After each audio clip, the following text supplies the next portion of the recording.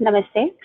आज 12वां एपिसोड है और आज हमने अवितोको के लखनऊ चैप्टर की संयोजिका सरोज सिंह को अपना मेहमान बनाया है। नमस्कार, मैं सरोज सिंह अवितोको रूम थिएटर लखनऊ चैप्टर की ओर से आप सभी का स्वागत करती हूँ। कविता का शीर्षक है द्रौपदी।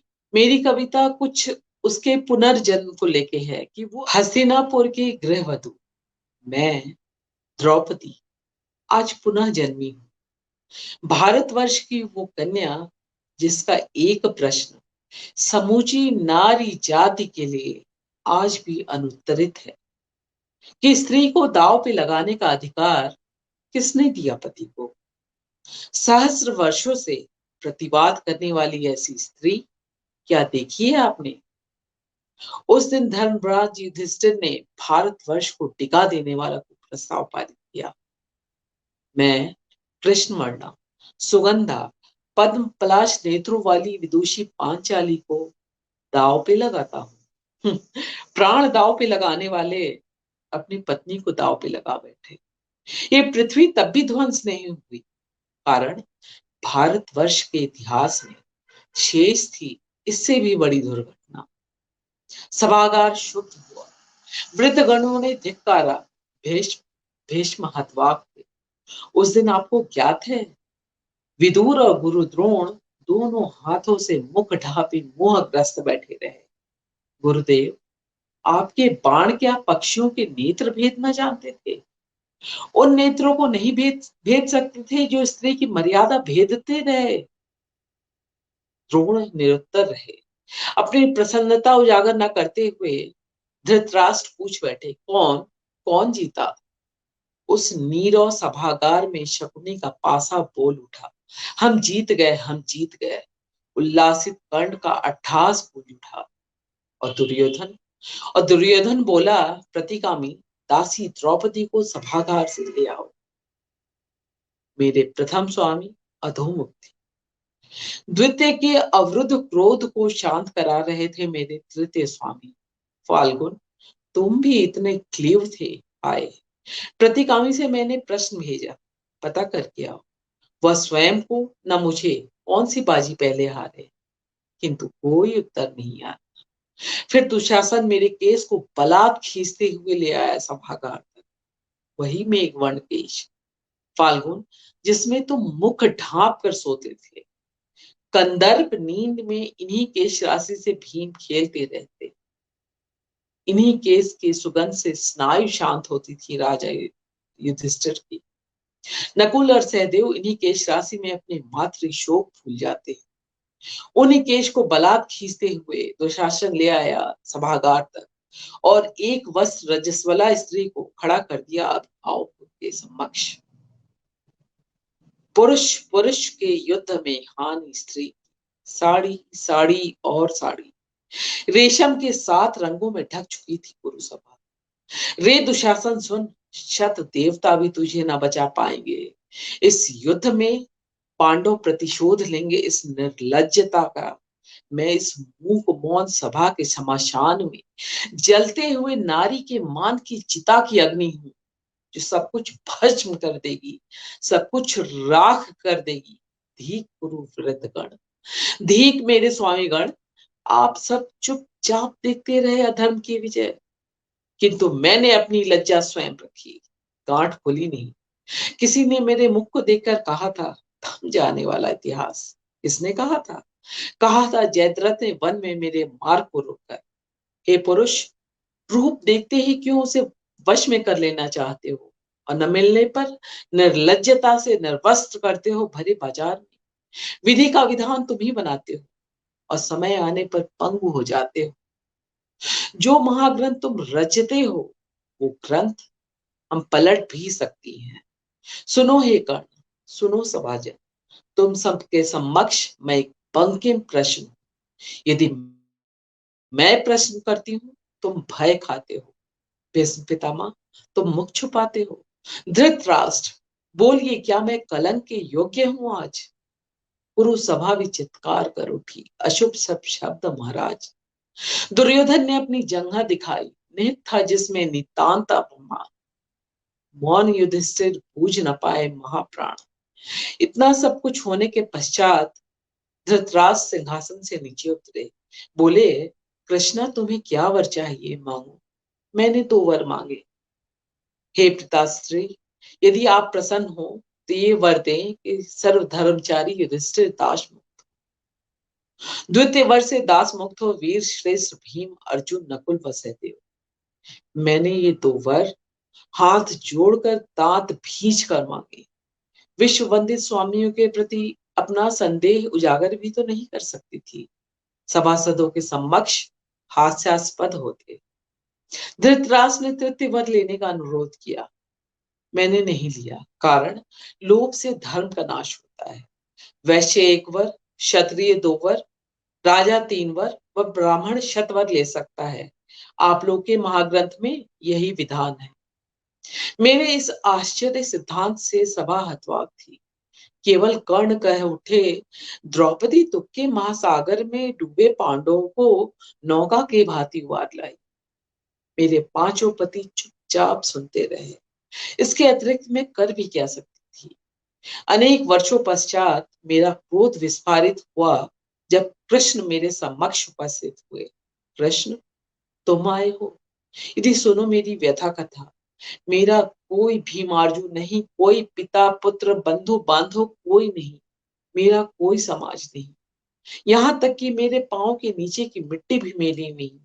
हे मधुसूदन, तुम भी नहीं। उस दिन तुम भी नहीं थे जब सबने मुझे अधोवस्त्र देखा था, इन कलुष हाथों से छुआ था। वो अब भी स्वतंत्र इस पृथ्वी पर घूम रहे हैं। मेरे स्वामीगण शांति प्रस्ताव रखना चाहते हैं। धिक्कार है मेरे जीवित रहने पे कृष्ण। फिर मुझे रोते देख कृष्ण बोल उठे, भामिनी, तुम राजमहिषी होगी। तुम जिन जिन पे क्रुद्ध हुई हो सब धराशायी होंगे। अर्जुन का गांडीव उन्हें नष्ट करेगा। चाहे आकाश पतित हो, हिमालय जीर्ण हो, पृथ्वी खंड खंड हो जाए, सागर शुष्क हो जाए, तथापि मेरा कथन व्यर्थ न जाएगा। मेरे अपमान के घाव में पहला मलहम लगा था। कृष्ण, तुम मेरे प्रथम बंधु बने थे। इस भारत भूमि ने तुम्हें प्रणाम किया था। इस भारत भूमि ने तुम्हें प्रणाम किया था। तो ये थी मेरी द्रौपदी कविता। और दूसरी कविता का शीर्षक है पगली। ये पगली की एक ट्रैफिक सिग्नल पे एक बच्ची को देख के एक ख्याल आया था, जिसपे मैंने ये कविता रची थी। इसे मैंने भोजपुरी में भी लिखा है और हिंदी में भी लिखा है, तो हिंदी में मैं सुनाती हूँ पगली कविता। ट्रैफिक सिग्नल पर आज एक नया चेहरा दिखा। हाल थे बेहाल, उलझे थे बाल, उम्र होगी करीब 14-15 साल। आसपास के लोग उसे पगली पगली बुला रहे थे। कौतूहलवश आज इस नए चेहरे से बात करने का जी हुआ। गाड़ी किनारे लगाकर, उसे पास बुलाकर मैंने पूछा, सुन, कहाँ से आई है? अपना गांव से। क्या नाम है तेरा? सुनना रे, सब पगली पगली बुला रहे हैं। अच्छा, क्या उम्र है तेरी? क्या पता, माई होती तो बताती। सुने थे ये गांव में उस घड़ी बाढ़ आया था, घर जमीन खेत सब का सब दह गया था। इस माँ ने बाढ़ मेरी जन्म तिथि हुई। अच्छा, तेरा बाप कौन है? क्या पता, माई कहती है गरीबों के बाप हिरा जाते हैं। लोगों कहता है बाप हरामी था, माई की जिंदगी बर्बाद करके भाग गया। माई का कहना है कि शिव जी की कृपा से तुझको पाया तो शिव जी मेरे बाप हुए। अच्छा, तेरा कोई संगी साथी है क्या? संगी साथी माने? संगी साथी माने जो आसपास घुरियाते रहता है, चूड़ी काजल बिंदी मिला से कीन के देता है, मीठी मीठी बातें करता दिन दोपहरिया, और देख के कपड़ा उतारे रात अनहरिया। ये तो राजू काका की कई बेर। तो संगी साथी उन्हीं को बोलूं ये बेर? सुन के मैं सन रह गई। वो गाड़ी के शीशे में अपना मुंह निहारने लगी। सवाल बदलते मैंने फिर पूछा, तुझे क्या लगता है, तू सुंदर है? सुनराई कहा हमका जानी, जवानी में तो कुकुरियो रानी। रूप है यदि हाड़ मास, रूप है यदि हाड़ मास, तो हमहु सुनर हुए खासम खास, तो हमहु सुनर हुए खासम खास। अच्छा, तेरा जात धर्म क्या है? हम जैसों का कौन जात धर्म? सलमा कहती है धर्म आदमी बनाता है। सांझ को लगे जब लोगवा आता है तो हिंदू ना मुसलमान ये नहीं पूछता, कितने में चलोगी बस ये पूछता है। कितने में चलोगी बस ये पूछता है। बिछौना दे धर्म को मिलाता है, तो दे माने धर्म, धर्म माने दे। सुन के मैं फिर सन रह गई। उसका हाथ पकड़ के कहा, चल तुझे वाजिब जगह ले जाए जहां तेरी जिंदगी सुधर जाए। सामने महिला सुधार गृह का गेट देखते ही वहां छुड़ाकर भागने लगी। बोली ये कौन सी जगह ले आई, बड़ी मुश्किल से तो यहाँ से छूट के आई। वहां भी बोटी के बदले वो रोटी थी, यहाँ भी बोटी के बदले रोटी है। बाहर पगली कम से कम आजाद तो है। कहते हुए बेहयाई से हंसते हुए भाग गई। कहते हुए बेहयाई से हंसते हुए भाग गई। तो ये थी मेरी पगली कविता। और आगे जो कविता मैं सुनाना चाहती हूँ वो एक ऐसे तबके की कविता है जिसके प्रति हम हमेशा उदासीन होते हैं, जिसका शीर्षक है लोफरों की टोली। एक कार्यक्रम में जाने के लिए काफी देर हो चुकी थी। घड़ी पे नजर डालते मैंने ड्राइवर से कहा, आज इस रास्ते चलो, शॉर्टकट है। ड्राइवर कुछ सकपकाते हुए बोला, मैडम जी आपको तो पता ही है इस रास्ते लोफरों की टोली है, बेवजह तंग करेगी। लोफरों की टोली? आखिर कौन है ये? उजड़े बाल, रूखे गाल, दरकती देह, फड़कता मिजाज, जिसे चप्पल, पैर लगा जूता, उधड़ी जीन्स, फटा कुर्ता, मुंह में बीड़ी जलाए, ताश की बाजी बिछाए। आखिर कौन है? नहीं पहचाना ना? ये है इसी देश के बासिंदे, मगर इनकी बासिंदगी नहीं। इनका अपना कुछ भी नहीं है। इनकी अपनी रीत नहीं है, नीत नहीं है, प्रीत नहीं है। कोई आचार नहीं, विचार नहीं, व्यवहार नहीं, विनय नहीं है, भद्रता नहीं, श्लीलता नहीं है, शालीनता नहीं। भिड़िएगा नहीं इनसे। आखिर क्यों नहीं? क्योंकि ये इसी देश के बाशिंदे हैं, पर इनकी बाशिंदगी नहीं हुई। इनका अपना कुछ भी नहीं है। इनके लिए कॉलेज में सीट नहीं है, कारखाना में चाकरी नहीं है, ऑफिस में नौकरी नहीं है, बस ट्रेन में जगह नहीं है, जीने की कोई वजह नहीं है, अस्पताल में बेड नहीं है, करने को कोई ट्रेड नहीं है, रहने को मकान नहीं है, करने को दुकान नहीं है। बस 2 जून रोटी की चुकत है और दिन भर अड्डा जमाने और फाकी मारने की लुगत है। जिंदगी का कोई एम नहीं है, प्रेरणा जगाए ऐसा कोई प्रेम नहीं है, अनुसरण करने को नेता नहीं है, सन्मार्ग पर ले जाए ऐसा कोई प्रणेता नहीं है। तभी तो निठल्ले की तरह पड़े हुए हैं सड़कों पर। कहां से आए पता नहीं। वर्तमान उनका सोया हुआ है, भविष्य गर्त में खोया हुआ है। मुझे आज जल्दी थी। मैंने फिर ड्राइवर से कहा, चलो इसी रास्ते, जो होगा देखा जाएगा। गाड़ी अभी गली के मोड़ से तनिक आगे ही बढ़ी थी कि 3 लड़के ए रुक रुक बोलते हुए एक आगे और 2 मेरे अगल बगल बैठ गए। अभी मैं संभल के पूछती, उसके पहले ही ड्राइवर ने पूछ लिया, कहाँ चलना है? अबे चूती, दिखता नहीं है सामने भीड़ जमा है? वहां कोई मेला खेला नहीं हो रहा, एक्सीडेंट हुआ है, ले चल। गाड़ी भीड़ वाली जगह पे जाके रुक गई। वहां का नजारा देख के दिल दहल गया। एक आदमी खून से लथपथ बेसुध पड़ा था। उसके पास ही खून से सना उसका कटोरा और कुछ सिक्के छटके पड़े थे। आसपास गजब की भीड़ थी। उनमें से कई उसका वीडियो बना रहे थे, मगर उनके पास कोई नहीं जा रहा था। तीनों लड़के गाड़ी से झट उतर कर उसे हिलाने डुलाने लगे। तभी भीड़ से आवाज आई, अरे छुओ नहीं, पुलिस केस हो जाएगा, मर गया है। तभी एक ने चिल्लाया, अरे लगता है बेचारा मर गया है। तो दूसरे ने कहा, अरे जाने भी दीजिए, भिखमंगा था, समझिए कि तर गया है। वो तीनों लड़के सभी बातों से बेफिक्र उसे होश में लाने की कोशिश करने लगे। एक लड़का जो उसकी छाती पे कान धरे था, तनिक देर में ही खुशी से चिल्ला उठा, जिंदा है, अभी प्राण है, और उसे उठाकर गाड़ी में धरने लगे। मेरी साड़ी गाड़ी से खून से गंदी ना हो जाए, इसलिए मैं शालीनता दिखाते हुए गाड़ी से उतर गई। कुछ ही क्षणों में गाड़ी आंखों से दूर हो गई। सारी भीड़ तितर बितर हो गई। अब वहां लग ही नहीं रहा था जैसे कोई एक्सीडेंट हुआ है। मैंने भी अपना कार्यक्रम स्थगित किया और घर की ओर मुड़ गई। अभी जिंदा है, प्राण है, यही बोल कानों में गूंज रहे थे। और मन में एक सवाल भी, कि आखिर इस मुर्दा समाज में जिंदा कौन है? जिंदा कौन। तो ये थी मेरी लोफरों की टोली कविता। कविताएं जो निकलती हैं समसामयिक होती हैं, जो परिस्थितियां होती हैं उसी पे लिखी जाती हैं। तो मैंने भी इस विषय पे 2 कविताएं लिखी थी जिसको मैं सुनाना चाहती हूँ आप लोगों से। तृतीय विश्व युद्ध, यह भयावह तृतीय विश्व युद्ध है जिसमें नहीं बजती सायरन, विमानों से बमबारी भी नहीं होती, न ही सुनाई देती है भारी बूटों की आवाज। पास कोई टैंकर भी नहीं है, हवाओं में नहीं कोई बारूद की गंध, न ही बह रही है कोई रक्त धारा। दंगा नहीं है, हिंसा नहीं है, न ही कहीं मारा मारी है। तब भी हर ओर हुआ है कर्फ्यू जारी। इस युद्ध में केवल मृत्यु का की पद ध्वनि, हर ओर मृत्यु का भय। आज हम डरे हुए हैं, जीवित हैं पर मरे हुए हैं।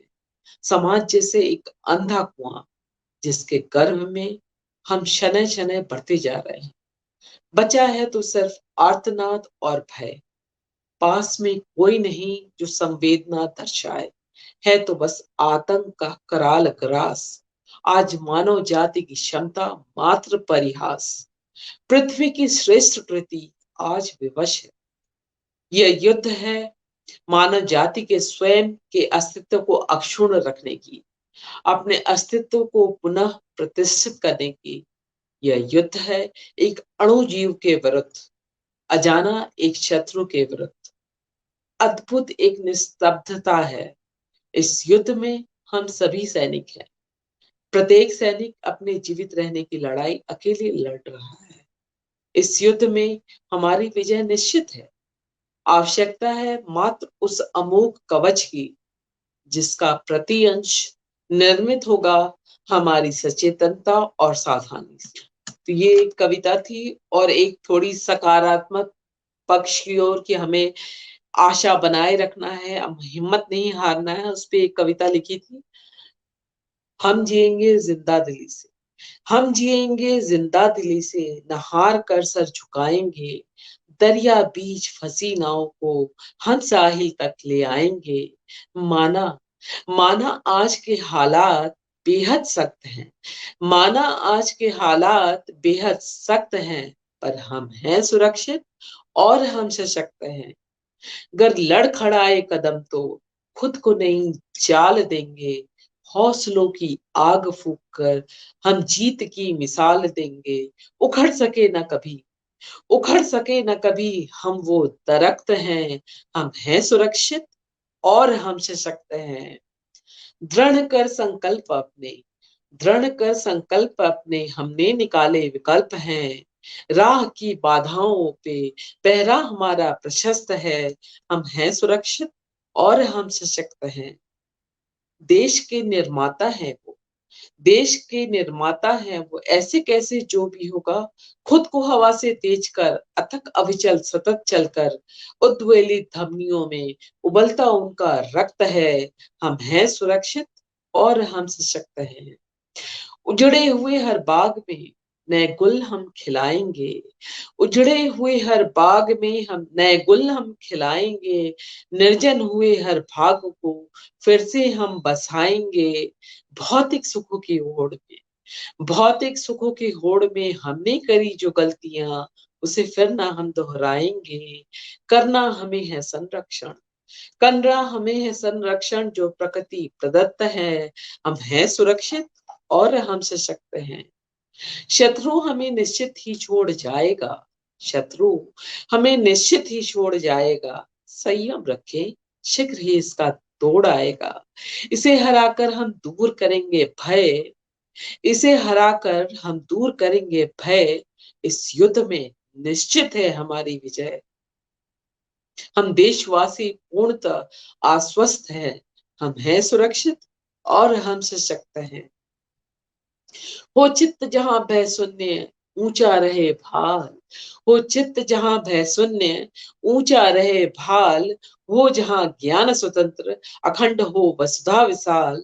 गुरुदेव की इस वाणी से हम सदैव आसक्त हैं।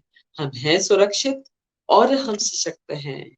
हम हैं सुरक्षित और हम सशक्त हैं। शुक्रिया। बहुत ही सुंदर, बहुत ही प्रेरणादायी।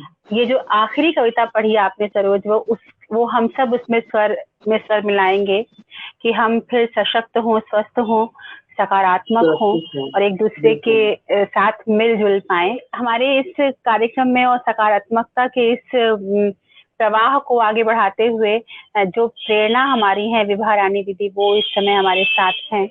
पिछले ही दिनों की बात है सरोज, आप भी जानती होंगी कि दीदी ने एक अपना नया एक नई मुहिम शुरू की, एक नया काम शुरू किया कि कैसे पॉजिटिविटी, सकारात्मकता थ्रू थिएटर आना चाहिए। चारों ओर अच्छी खबरें होती हैं, तब सकारात्मक रहना मुश्किल नहीं है। सकारात्मक रहना अभी मुश्किल है, तो जब हम मुश्किल काम करेंगे तभी हम सशक्त अपने को साबित कर पाएंगे। तो दीदी का ये पिछले साल से ही उनका ये प्रयास रहा हमेशा। दीदी आपका स्वागत है, तो आप उनका स्वागत करें और उनसे आपकी और उनकी बातचीत हम सुनना चाहेंगे। सबसे पहले तो मैं आपको इस प्रस्तुति के लिए बहुत साधुवाद देती हूँ। मुझे ये मालूम है कि आप भोजपुरी में बहुत ही बढ़िया लिखती हैं, हिंदी में भी उतना ही अच्छा लिखती हैं, लेकिन ये जो एक कला है, क्योंकि ये हमारा अवितोको रूम थिएटर है, इस रूम थिएटर में हम लोगों से हमेशा मेरा बल रहा है कि आप प्रस्तुति करें, परफॉर्म करें। आप कविता पढ़ते हैं, कविता पाठ ना करें, कविता पढ़िए मत, कविता परफॉर्म करें। कहानी पढ़िए मत, कहानी परफॉर्म करिए। और इस कविता और कहानी परफॉर्म करने में ये कहीं से जरूरी नहीं है कि आप बिल्कुल थिएट्रिकली आप वो परफॉर्म कीजिए, कि एक कवि को एक्टर ही बनना पड़े, ये कहीं से जरूरी नहीं है। ये सबसे बड़ी शर्त होती है कि कविता को या किसी भी कहानी को परफॉर्म करते हुए आप किस तरह से अपने दर्शकों के साथ तादात्म्य स्थापित करती हैं। तो मुझे आप ये बताएं, हमारे साथ साथ सारे दर्शकों को, कि ये कैसे आपने साधा है। विभा जी, ऐसा है कि एक तो मेरी हमेशा से कोशिश होती है कि जब भी कविता पाठ के मंचन करूं मैं, तो लेके ना पढ़ूं, मतलब पहले तो जुबानी उसको याद करूं, तो ये चीज तो थी। और बाकी जो भाव लाना कविता में, तो इसका श्रेय कुछ आपको भी जाता, मैंने आपसे भी कुछ सीखा और आपने कहा भी था कि उसको प्रस्तुत करना सीखो। तो जहां बिना पढ़े लोग जो प्रस्तुतिकरण देते हैं उसमें भाव ज्यादा आता है, भाव होता है और ऊंचाई निचाई कहाँ पे आपको कैसे बोलना है, वो सारी चीजें, तो वो दर्शक उससे बनते हैं। चाहे बहुत सरल हो मगर उसका प्रस्तुतिकरण सशक्त देते हैं, तो वो दर्शकों को बांधती है। तो मेरी कोशिश हमेशा ये रहती है कि मैं जहां भी कविता पढ़ूं तो उसे रट लूं। हालांकि द्रौपदी कविता बहुत बड़ी थी, शुरू में मुझे दिक्कत हुई कि उसको पहले याद करना। अब चूंकि कई जगह उसका प्रस्तुतिकरण दे चुके हैं तो मुझे दिक्कत नहीं होती। तो मुझे लगता है कि पहले कविता को आप आत्मसात करें, उसे पढ़ें और फिर उसे कहाँ पे किस भाव से पढ़ना है उसको पढ़ते जाएंगे, आप में सुधार आता जाएगा। और उसके भाव के साथ पढ़ें, उसमें उस कविता को डूब के पढ़ें, तो मुझे लगता है कि वो दर्शकों को बंधेगा। उसके लिए सबसे पहली शर्त होती है कविता को जुबानी अच्छे से याद करना। आपने 2-3 चीजें जो आपने की, उसमें मुझे जो समझ में आया कि सबसे पहले कविताएं, अगर आप जो भी कविताएं आप कहीं जाकर के पढ़ना चाहते हैं और या चाहती हैं, तो आप उसे पहले याद करें। जैसे हम लोग पहले बोलते थे कि कंठस्थ कर लेना, बाय हार्ट कर लेना, बिल्कुल, तो आप उसे याद कर लीजिए। लेकिन उसको भी उसमें एक ये भी शायद ख्याल रखना पड़ेगा कि उसको रट्टू तोता की तरह शिकारी आएगा जाल बिछाएगा जैसा आप ना पढ़े, नहीं तो याद ना करें, नहीं तो पता चलेगा कि बीच में से अगर एक भी कुछ मिस हुआ तो फिर पूरा का पूरी की पूरी स्लेट जो है वो क्लीन हो जाएगी। अगर जब कोई कविता पहली बार पढ़ने जाती है, तो क्या आप उस कविता को अपने हाथ में कागज के रूप में या डायरी के रूप में रखती हैं या नहीं रखती हैं? मैं पहले बहुत शुरुआती दिनों में मैं रखती थी, उसके बाद नहीं रखती हूँ, मगर कहीं पढ़ने जाना होता है उसके पहले मैं प्रैक्टिस बहुत करती हूँ। अच्छा, मतलब काफी टाइम, शाम को जाना है तो सुबह से लेके मतलब 10-20 बार प्रैक्टिस करते हैं, कहाँ अटक रहे हैं, जहां अटक रहे हैं तो उस पर और ध्यान देना है। तो ये करती हूँ। लेके जाने में तो बात वही हुई, हाथ पे भी लिखा तो नजर तो हाथ पे जाएगी ही जाएगी, मतलब आप चिट भी रखते हैं। हाँ, कई लोग करते हैं कि इनिशियल एक वर्ड लाइन की पहला अक्षर लिख लिया तो उसे सारी लाइन याद हो जाएगी, ऐसा भी करते हैं लोग। मुशायरे में मैंने बहुतों को देखा, हाथ पे लिखा देखा और पूरा एक शेर का पहला वो देख लिया वर्ड और पूरा शेर पढ़ दिया, तो करते। पर मेरे इसमें मैं लिख के नहीं ले जाती कभी। यदि कहीं पाठ पे जा रहे हैं और 3-4 दिन पहले से मुझे पता है, तो मैं इसकी तैयारी 3-4 दिन पहले से करनी शुरू कर देती हूँ कि ये कविताएं पढ़नी है, और ये कविता का पाठ मैं, जैसे घर में कोई नहीं है तो मैं जोर जोर से बोल के और बिना देखे, जहां अटका तो वहां देखा, उसको फिर से रिपीट किया। तो मैं ये करती हूँ, इस पे मतलब होमवर्क करना पड़ता है इसके लिए मुझे। ऐसी कितनी कविताएं आपको याद होंगी? 10-15, मतलब 8-10 भोजपुरी कविताएं हैं, 10-15 हिंदी कविताएं, जो क्योंकि इतनी बार पढ़ चुके हैं ना, तो एक अब मुझे रटने की जरूरत नहीं पड़ती। अब कोई नई रचना जब लिखती हूँ तो उसको थोड़ा मेहनत करना पड़ता है उसके लिए। आज के समय में सकारात्मक बने रहना कितना आवश्यक है, ये मैं आपसे थोड़ा जानना चाहूंगी। हम तो अपने तय कोशिश कर ही रहे हैं, प्रतिमा कर ही रही हैं। प्रतिमा ने तो बीच में डॉक्टरों से भी बातचीत करनी शुरू की थी कि कविता किस तरह से हमें सकारात्मक बनाए रखने में मदद करती है, सहयोग करती है। कविताएं तो बहुत मदद करती हैं। यदि आप समझिए कि आप बिल्कुल डिप्रेस्ड हैं और कोई अच्छी कविता सुन लेते हैं या पढ़ लेते हैं, या अच्छी कहानी कोई पॉजिटिव वाली, तो आप मन में वो एक पॉजिटिव थिंकिंग आ जाती है, आप खुद ब खुद। ये तो जरूर है कि आप ऐसे समय में निराशावादी ना हो, आशावादी हो। मेरे साथ ऐसा है पर्सनली कि मैं मतलब बहुत ही पॉजिटिव सोचती हूँ, और जितने लोग मिलते हैं मैं बहुत, मगर फिर कभी ऐसा होता है कि कोई खबर ऐसी आ गई, तो लगता है थोड़ी देर के लिए, अरे फिर उसको उबरने में टाइम आता, तब तक फिर कोई खबर आ जाती। तो पिछले वर्ष तक तो बहुत ही पॉजिटिव, कुछ भी फीलिंग नहीं, औरों को भी करना, आयुर्वेद पढ़ना, मतलब बहुत सारी चीजें, नई नई चीजें सीखी उसमें। पर इस बार कुछ हालात ऐसे हो गए कि मतलब पॉजिटिव होने की कोशिश करते हैं, फिर कहीं से कोई खबर आती है, इवन फ़ोन की घंटी बज जाती है, डर लगता है अब क्या, कौन-सा खबर आ रहा है? मतलब इस तरह का माहौल हो चुका है। फिर भी बच्चों को, चाहे हमारी वेलफेयर, हमारे सीआईएसएफ के जवानों की वाइफ हैं, उनको भई ऊर्जावान बनाना है, उनको नहीं दिखाना कि हाँ, इतना माहौल इतना खराब है। तो इस तरह के उनके क्लास लेते हैं, उनसे बातचीत करते हैं, तो मतलब मैं अपने लेवल पे वेलफेयर के उसमें जाके इस तरह का सकारात्मक अच्छी बातें बताना है उनको, दुखी नहीं होना है, घबराना नहीं है जो भी कुछ हो रहा है, या जो मदद हो सकती है उनको, ऑक्सीजन है, बेड है, जो भी इससे मसले हैं, तो ये सब सुलझाना तो होता है। पर फिर वही है कि मतलब खुद आशावान होते हुए भी माहौल ऐसा है कि कभी-कभी सर चढ़ के बैठ जाता है, मगर हटाने की कोशिश पूरी रहती है कि भई सकारात्मक रहें, आशावान रहें और हौसला ना खोएँ, मतलब हिम्मत ना हारें, मेन बात ये है।